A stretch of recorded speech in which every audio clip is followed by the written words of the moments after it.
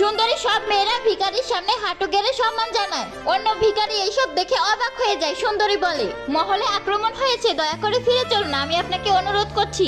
যুবরাজ বলে, তাহলে তারা ফিরে এসেছে। যুবরাজ রাজার ড্রেস পরে নেয়। ভিখারি যুবরাজকে রাজার পোশাকে দেখে খুশি হয়ে যায়। আসলে ভিখারি যুবরাজকে কিছুদিন আগে বাঁচিয়েছিল। যুবরাজ বলে, এবার আমাকে যেতে হবে, তোমার যদি কখনো সাহায্য লাগে আমাকে স্মরণ করো। তারপর যুবরাজ চলে যায়।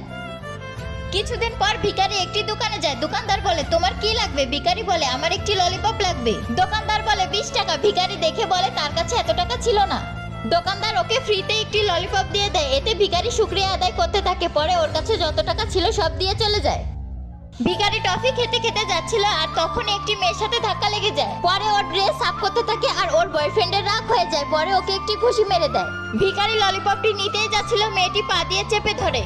পরে মেয়েটির বয়ফ্রেন্ড ওকে ফুটবলের মতো লাথি মারতে থাকে আর সবাই হাসতে থাকে।